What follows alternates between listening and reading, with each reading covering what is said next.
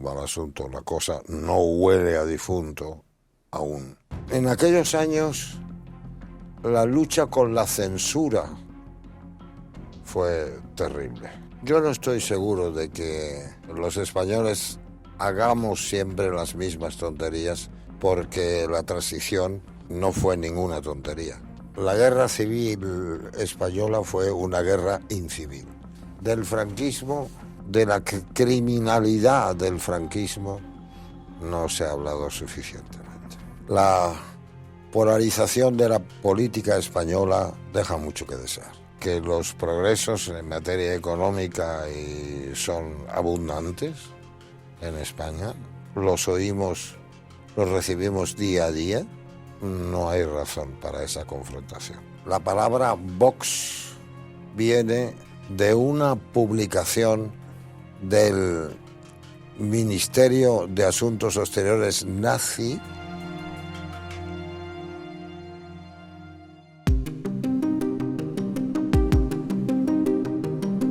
Esta semana, en Conversaciones con Cebrián, el protagonista es José Luis Gómez, nacido en Huelva en 1940. Actor y director teatral, es miembro de la Real Academia Española y miembro de honor de la Academia de las Artes Escénicas de España. Reflexivo en sus respuestas, orladas, con pausas dignas de un experto dramaturgo, Gómez define los años previos a la transición, años de lucha contra la censura, como tiempos terribles, pero también divertidos, teniendo que urdir todo tipo de artimañas para intentar esquivar la prohibición de sus obras. Cuenta, entre otras cuestiones, los largos y tediosos ensayos para intentar sortearla ante los censores, con el estreno de La irresistible ascensión de Arturo Ui, coincidiendo además con la agonía del dictador Franco. Cree que la transición fue un logro maravilloso y valora muy positivamente la Constitución del 78, aunque reconoce que es reformable.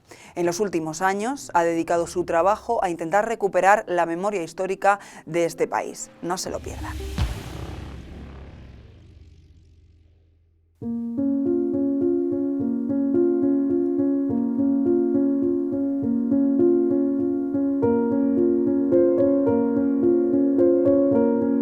José Luis, bienvenido a esta casa. Gracias. Está este país celebrando o conmemorando, no sé cómo decirlo, la muerte del dictador Franco. Qué bueno. Y yo me acordaba de... Parecía que no se iba a morir nunca. Parecía que no se iba a morir nunca. Y mira por dónde, yo me acuerdo que estaba agonizando y tú estabas protagonizando una obra de teatro, La irresistible ascensión de Arturo Ui. A fin de obtener ejemplaridad, Brecht llamó a esa obra La irresistible ascensión de Arturo Ui. Bueno, y en esa obra, que era una parodia de Hitler, tú la representabas en el centro de Madrid, a pocos kilómetros de donde agonizaba el dictador. Y se hizo famosa una frase de la obra que decía: mal asunto, la cosa huele a difunto. Mal asunto, la cosa huele a difunto. Fue una de las frases felices que Camilo José Cela, que no hablaba alemán, pero que tradujo del francés, y con el talento naturalmente que le caracterizaba. Y esa frase, mal asunto, la cosa huele a difunto, casi la coreaba el público, porque el dictador Francisco Franco estaba en las últimas. Aquello de las heces con melenas y, en fin, de todo eso, digamos, el mal olor llegaba hasta el teatro.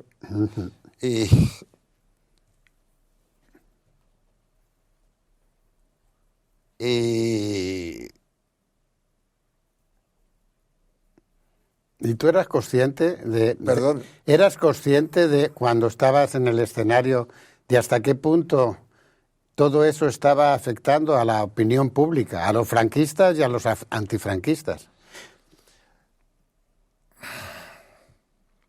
yo creo que no era consciente, pero poco a poco fui siendo consciente. Poco a poco fui siendo consciente. Sí. Sí, terminé por ser muy consciente de todo eso.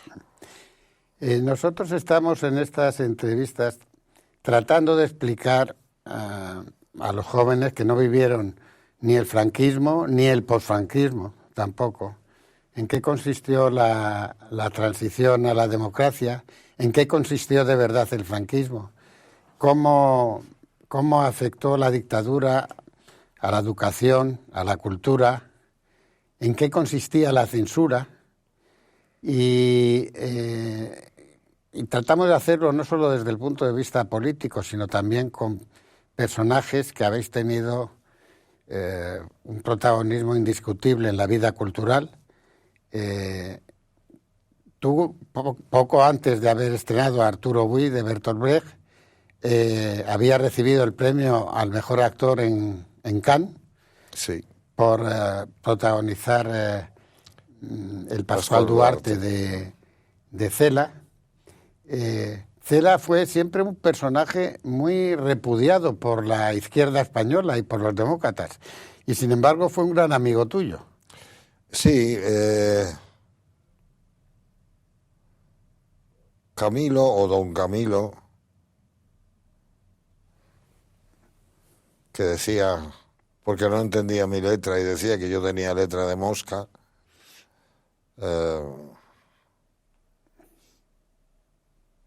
que como te dije no hablaba alemán, pero que tradujo del francés de manera virtuosa, y a él se debe alguna de esas frases felicísimas como mal asunto, la cosa huele a difunto.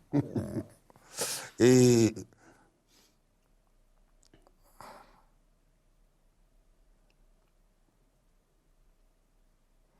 en aquellos años la lucha con la censura fue terrible. Fue terrible, pero fue divertida también. Digamos, uno urdió todas las artimañas posibles para esquivar la censura, darle la vuelta. Te voy a contar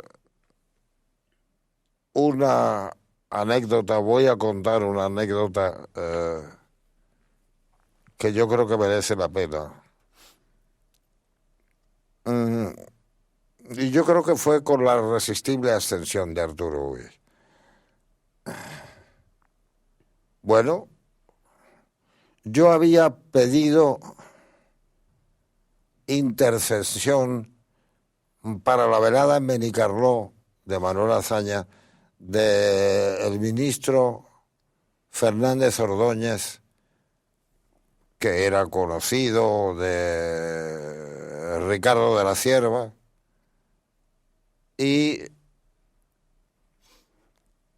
de Fernández Ordóñez, que luego fue ministro, pero todavía no era ministro, ¿no? ¿No fue ministro con Felipe González? Sí, pero digo que fue ministro más tarde, no cuando hiciste Arturo Buy. Porque cuando hiciste Arturo Buy estaba Franco agonizando. Él fue ministro en la transición. Yo creo que él fue ministro... y de Adolfo Suárez también. Con Adolfo Suárez. También. Y con Adolfo Suárez también, ya. Bueno, ahora las fechas se me descabalgan un poco, pero el caso es que le rogué que intercediera entre Ricardo de la Cierva, que era ministro de Cultura, para que autorizara la velada en Benicarló. Así lo hizo y pude hacer la velada en Benicarló. Que aquí hay una anécdota que no puedo desperdiciar, porque de José Bódalo se contaba que era un hombre de derechas y de pistola, falangista. José Bodalo, el gran actor. Sí, el gran Lo actor. digo porque los jóvenes ahora no saben quién era José Bodalo. No, pero era un gran actor. Era una figura. Una figura. Y yo recuerdo que le pregunté, antes de empezar los ensayos para la velada en Benicarló, le llamé, le conté de Manuel Azaña y le pregunté si él estaría dispuesto a firmar lo que decía Azaña en la velada en Benicarló. Y me dijo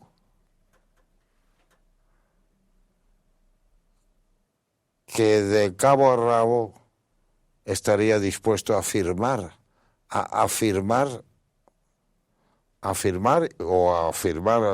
debajo de todo lo que decía Azaña.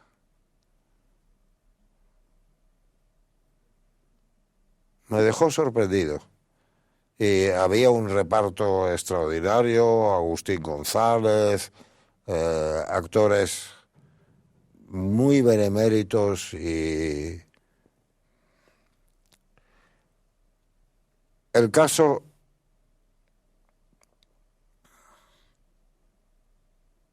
es que años después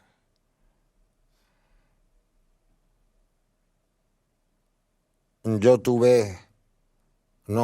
creo que fue por los mismos años, me corrijo, tuve que presentar ante la censura la irresistible ascensión de Arturo Boy. Hablé con el equipo técnico, con los maquinistas, los iluminadores, en fin, con todos ellos. Los prevení de que iba a ser un largo ensayo de censura, muy largo, y empezamos con la función. A poco de empezar la función, yo paro a grito pelado, con algún taco entre medio, y digo que esto no puede ser, que barbaridad, que parece que no habíamos ensayado nunca, esto, ¿cómo es posible? Y dije, vuelta atrás, empezamos de nuevo. Y aquel ensayo de censura duró hasta las tantas de la mañana, porque se repetía y se repetía. ¿Cuántas horas? Muchas horas. 6 horas. 6 horas, 7 horas. La obra duraba 2 y aquello resultó la intemerata, vamos.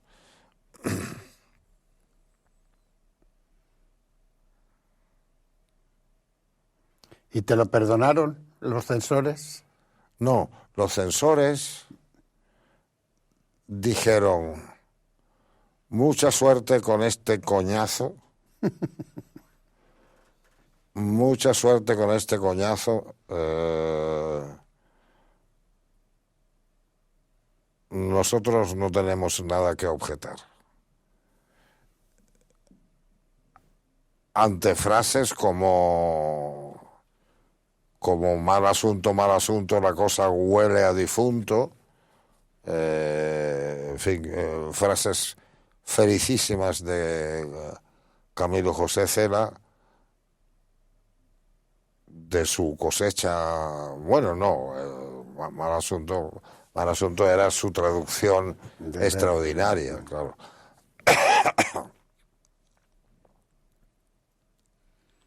¿Tuviste que luchar mucho con la censura? ¿Cómo se hacía el teatro entonces? Bueno, yo creo, digamos, no tengo noticia de argucias como la que yo puse en juego con aquellos censores de beneméritos. castigarles con muchas horas. ¿Cómo? ¿No?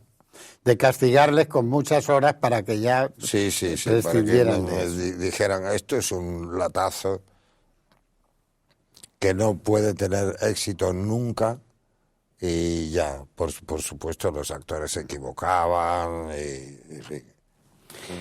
Tú fuiste, aparte de Arturo Puig, con La velada en Benicarló y con otras obras, fuiste un promotor de hazaña también, un defensor de hazaña, yo diría, que fue un hombre también muy controvertido durante la Primera República, de la Segunda República. Y hay una famosa frase de hazaña que ahora se ha recuperado con motivo de toda esta estupidez que está montando el gobierno de celebrar la muerte de Franco, que fue prácticamente en su testamento literario cuando dijo paz, piedad, perdón, arrepentido y horrorizado de aquello en lo que se había convertido la guerra civil. Tu conocimiento de hazaña... A mí me gusta un calificativo de Unamuno, la guerra incivil. Absolutamente incivil. Pero te quiero decir, la transición, que fue un encuentro entre los vencedores y los vencidos de la guerra civil, tenía fundamentalmente una motivación, y es que no se repitiera la guerra civil, que no hubiera un nuevo estallido de violencia, de odio, de desunión entre los españoles. ¿Cómo crees tú que Azaña, al que prácticamente has encarnado tú personalmente en la escena, vería lo que está sucediendo ahora con la polarización política, con estas, con esta impresionante confrontación entre el gobierno y la oposición? Y con este ambiente donde los delitos de odio, etcétera y tal, ya son constantemente señalados por la derecha y por la izquierda. ¿Tú crees que estaría de moda otra frase de Azaña que a mí me impresionó mucho, que es: monárquicos, republicanos o anarquistas, los españoles hacen siempre las mismas tonterías? Dios mío.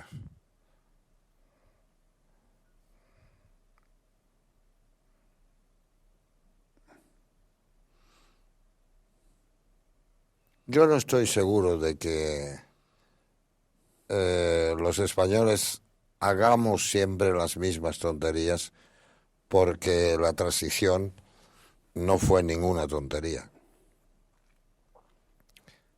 La transición fue algo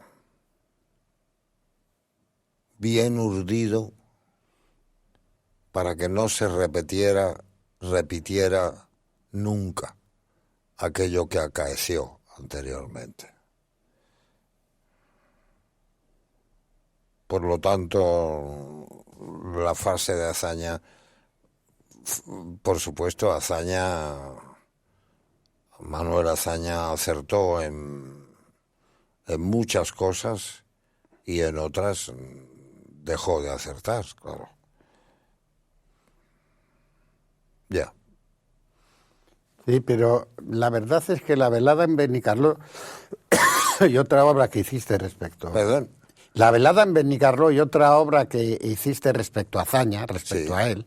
Azaña, una pasión española. Azaña, una pasión española, pusieron de moda en la juventud de entonces la imagen de ese hombre, primer presidente de la República, un burgués crítico con la izquierda republicana, Sí, claro. y despreciado por la derecha monárquica, ¿no?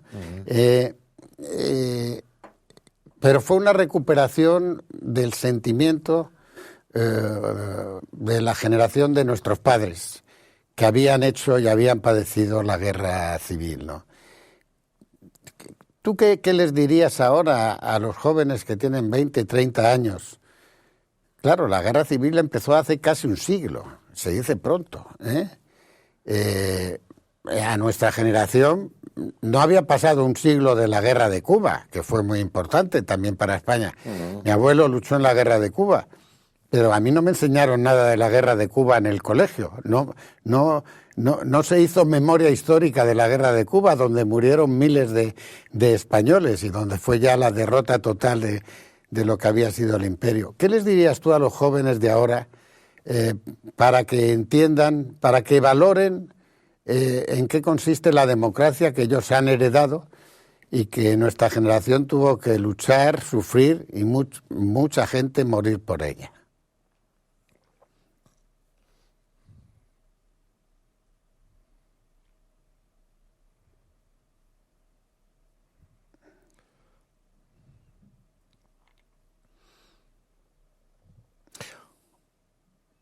Como acabo de decir,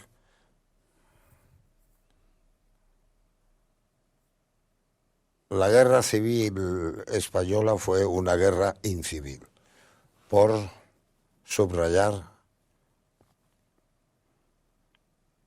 esta frase de Unamuno, de quien me he ocupado también mucho,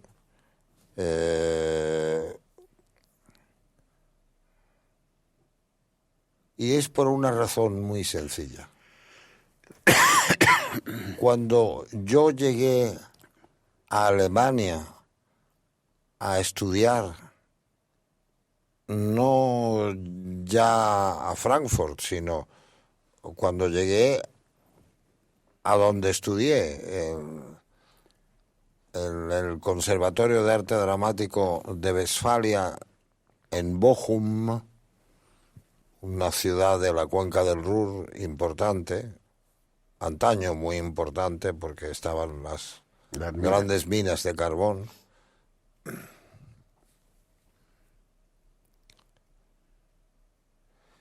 Alemania estaba emprendiendo la mayor limpieza de su historia, el proceso de desnazificación más intenso que uno puede imaginar. Todas las noches, cuando yo salía de la Escuela de Arte Dramático y caminaba hacia una habitación que tenía alquilada y donde dormía, vivía frugalmente, todas las noches había largos programas de televisión que trataban de la desnazificación. Digamos, la mayor enseñanza sobre la memoria histórica la tengo de allí. Y esto lo comenzó un canciller alemán, Konrad Adenauer,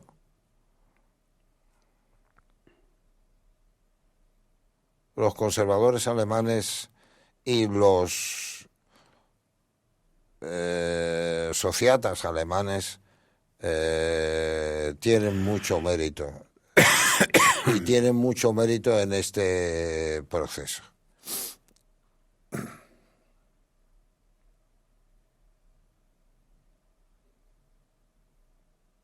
¿Y qué diferencias ves con lo que... ¿Cómo? ¿Qué diferencias aquí ves? No se ha emprendido de manera tan decidida una limpieza de la memoria histórica como allí. Yo me vine cuando yo volví a España, y yo volví a España en 1970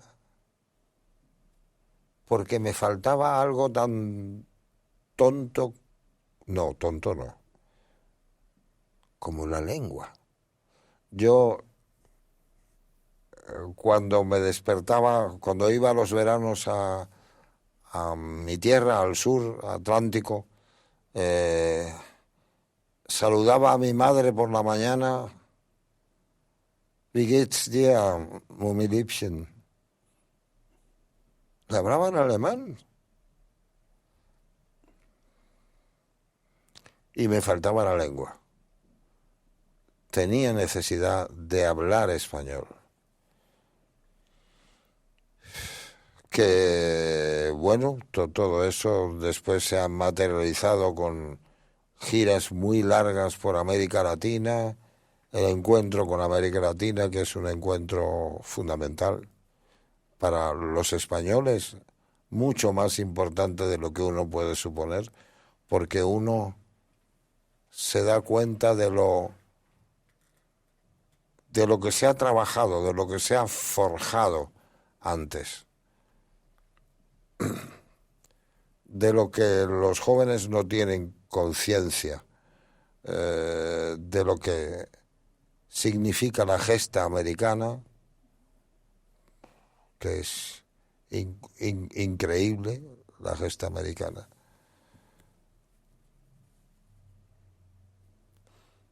En fin, todo esto viene, esta adherencia a la memoria histórica viene de aquellos años alemanes, de aquellos años en que asistí involuntariamente cada noche al mayor proceso de desnazificación que uno pueda imaginar nunca, porque era cada noche. Claro, hacía muy poco que había terminado la Segunda Guerra Mundial, muy poco, y a los alemanes no se les olvidaba que tenían que limpiarse,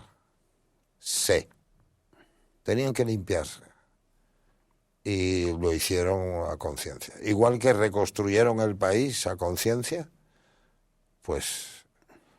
¿Y qué diferencias ves tú con la memoria histórica?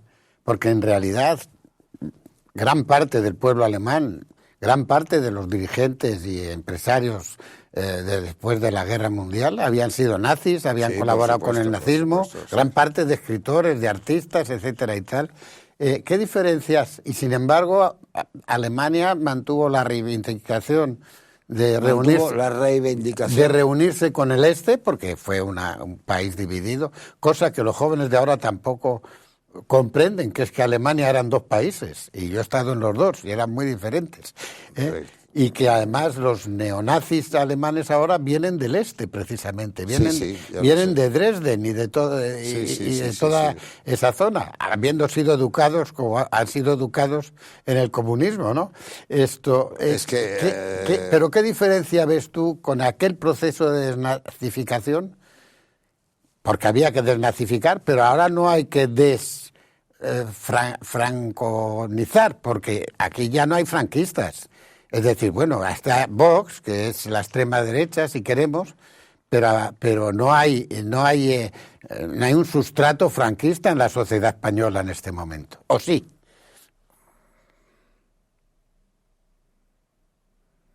Yo veo como atisbos, destellos.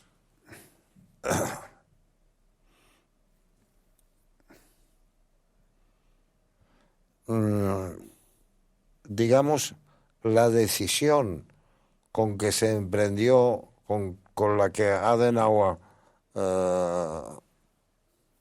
emprendió el proceso de desnazificación, esa decisión tajante no la has visto aquí. No se ha visto aquí. ¿Y qué habría que hacer? ¿Cómo lo hicieron ellos? Machacando. ¿Perdón? Machacando. Machacando. Sí, machacando. Es decir,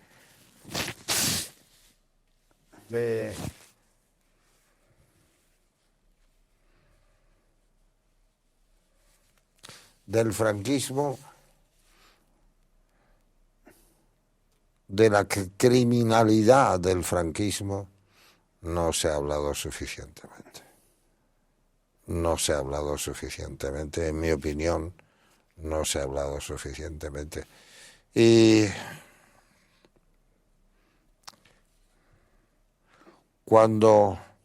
mientras vivió Franco, mi padre, que era un trabajador, y como tal, pues era de izquierdas, me decía, no te metas mucho en política, no te metas nunca en política, mucho no, nunca, no te metas nunca en política. Y cuando murió Franco, yo vivía cerca del Palacio de Oriente, me dice, ahora te cuento yo. Y me contó.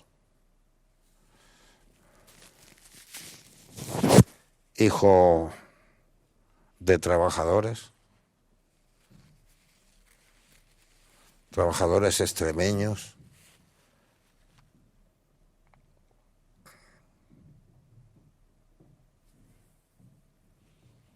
su padre fue guardés de una señora de la nobleza que lo dejó sin trabajo, y mi buen abuelo tenía que alimentar a dos hijos, que tenía tres hijos que tenía, y se saltaba las vallas de la finca donde había sido guardés. Y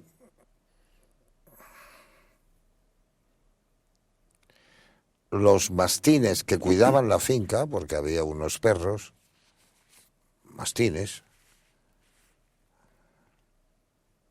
lo veían con titubeo y un día se le plantaron. Y el buen abuelo, que había sido pastor de los de Onda, de los que le dan en el asta a una res, tenía una puntería extraordinaria, agarró dos pedruscos Y se los tiró. y esperó a ver cómo reaccionaban los mastines, y cuando los mastines se echaron para él, ¡vum, vum!, los descalabró. Les rompió la cabeza. La abuela Josefa, en la época era así, le dijo, José, nos tenemos que ir de Extremadura, tenemos que emigrar.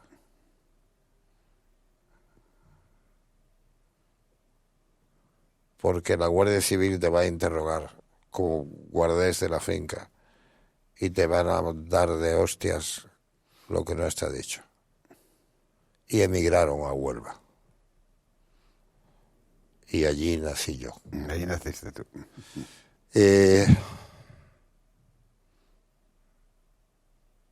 Yo no veo más que una acción bien mancomunada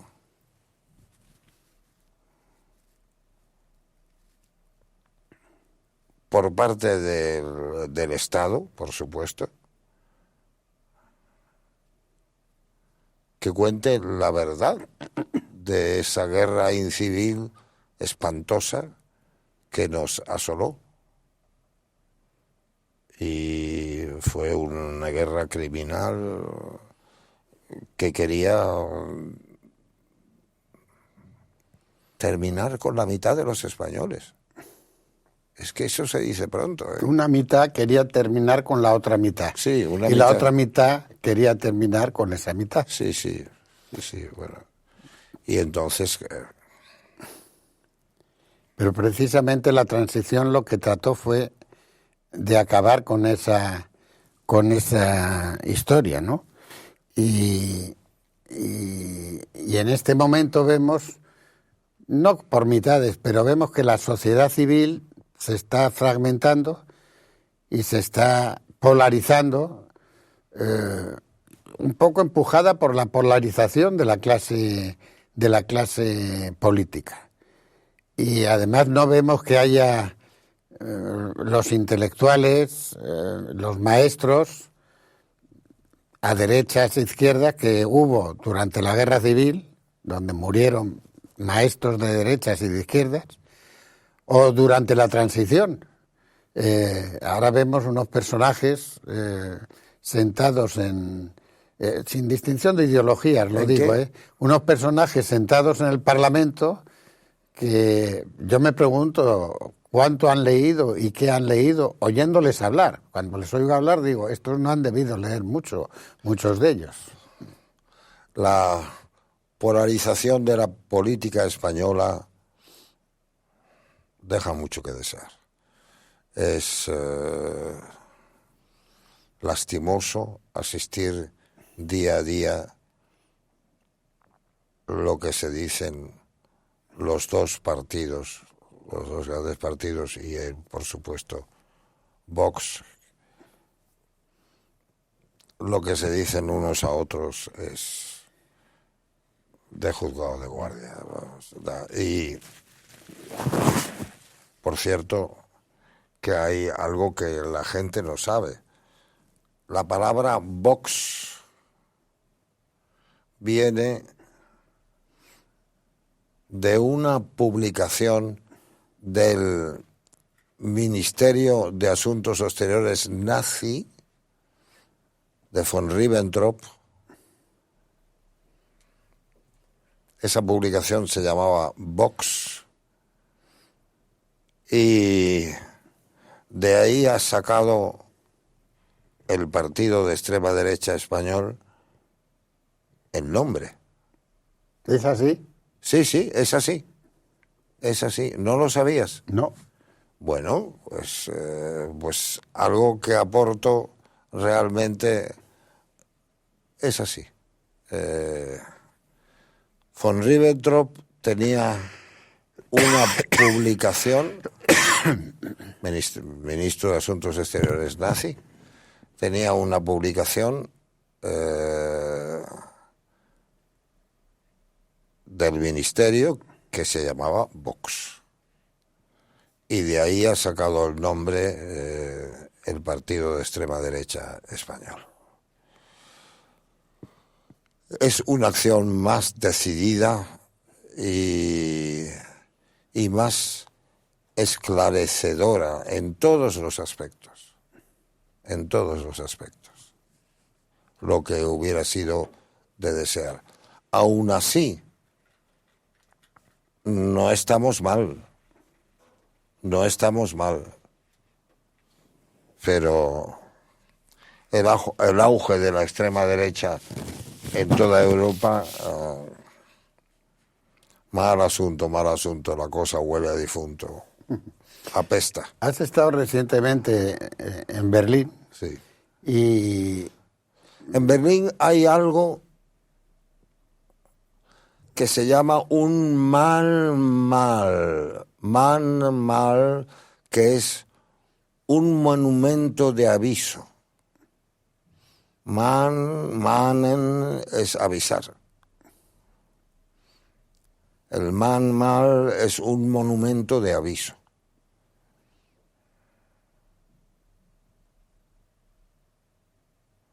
¿Y tú qué crees? No, perdón. ¿Qué va a pasar en las elecciones alemanas? No. ¿Qué pasará con las elecciones alemanas? Que son ahora, dentro de un mes. Sí. Bueno. El Mahnmal son cientos de lápidas. De lápidas de manera abstracta. No es una tumba, no tienen inscripciones, no hay nombres, pero en Alemania sí se usa de manera sistemática unos adoquines que están en la puerta de muchas casas de donde se sacaron judíos, con destino a los campos de concentración. Digamos que el trabajo de Adenauer fue muy decidido y que no hemos tenido la suerte de un trabajo por parte del Estado tan decidido como el de Konrad Adenauer. ¿Y quién podría hacer eso? Si los partidos centrales, el PP y el PSOE, no se ponen de acuerdo en eso, los extremos, a izquierda y a derecha, se pondrán de acuerdo todavía menos. No, ya, por supuesto. Pues no lo sé. Yo estoy...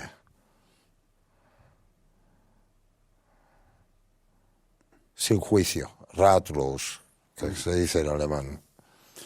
No, te lo digo porque, claro, hay algunas diferencias de todas maneras entre la situación alemana de la posguerra y la situación española. En primer lugar, el franquismo, que se parecía más al fascismo que al nazismo, aunque solo fuera por razones culturales, pero en realidad era el nacionalcatolicismo lo que vivimos durante el franquismo aquí, durante la dictadura, ¿no? Pero hay una diferencia esencial. Franco murió en la cama y la oposición democrática fue incapaz de derribarle, no solo eso. Y a mí, de las cosas que más me impresionaron en la vida, tenía yo 15 años, 16 años, fue cuando el general Eisenhower, vencedor de la Segunda Guerra Mundial, vencedor de Hitler, en definitiva, en el año 59, como presidente de los Estados Unidos, vestido de civil, llegó a la base aérea de Torrejón, entonces bajo régimen norteamericano, pues alquilaba a los norteamericanos, y se dio un abrazo con el último aliado de Hitler, que era el general Franco, que además estaba vestido de militar, ¿no?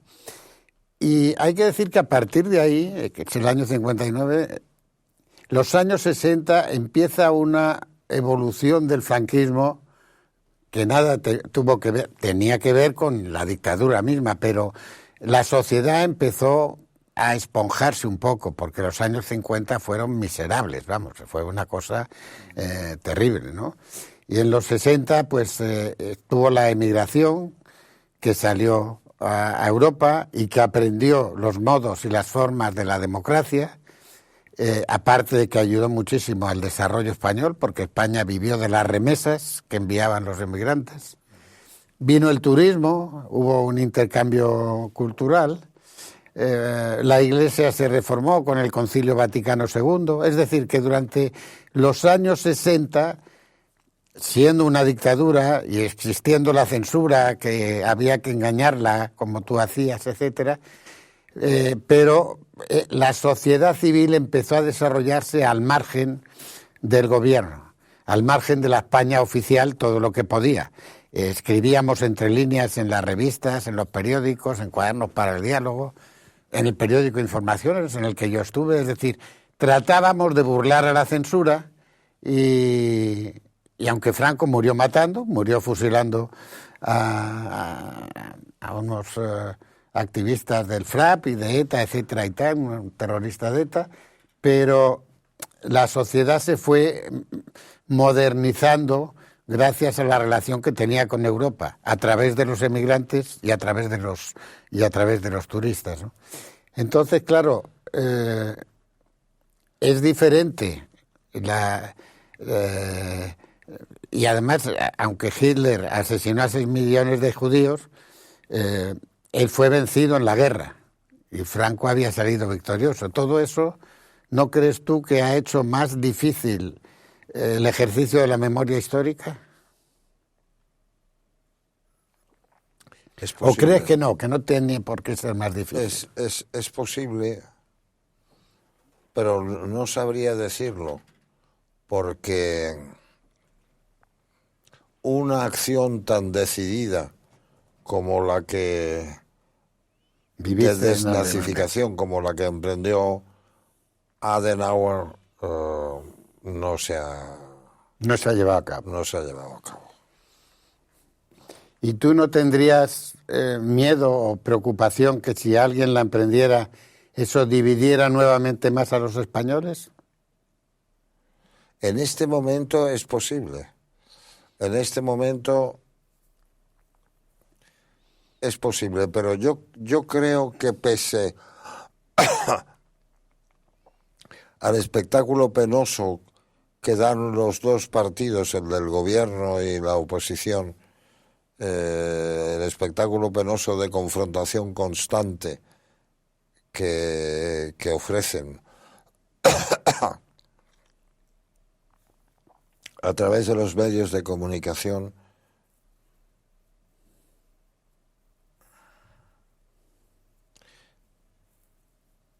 pese a ese, no se ha emprendido una acción tan decidida como la que emprendió Adenauer. No se ha emprendido. Esto quizás la transición, bendita sea,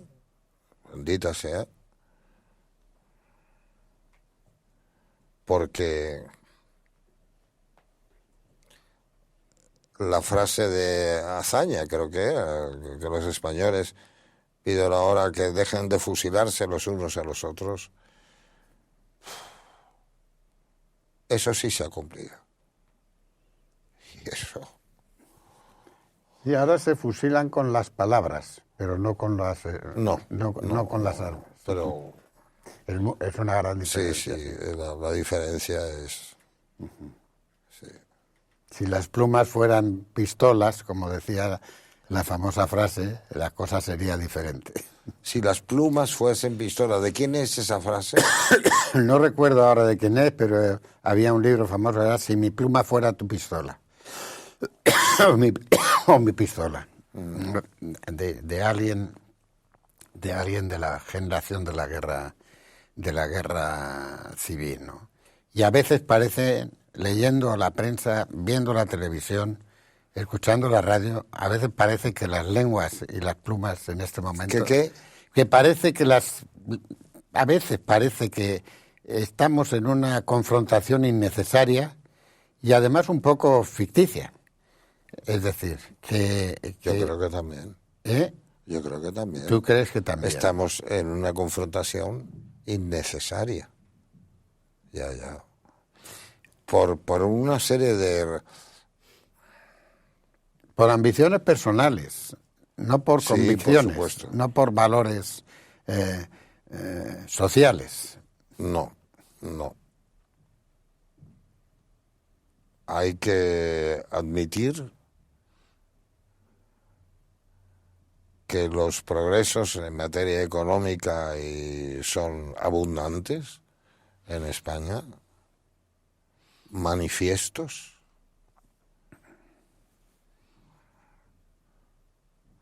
Los oímos, los recibimos día a día. No hay razón para esa confrontación. No. Pero claro, los partidos políticos tienen su lógica.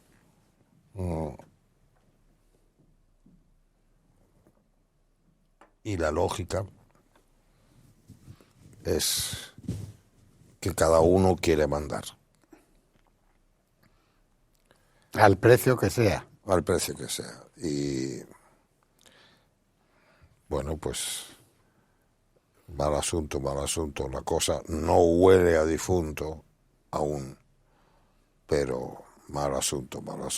Mal asunto porque no puede haber democracia sin partidos políticos. Sí, no puede haber. Los partidos políticos son necesarios para la representación democrática. Sí.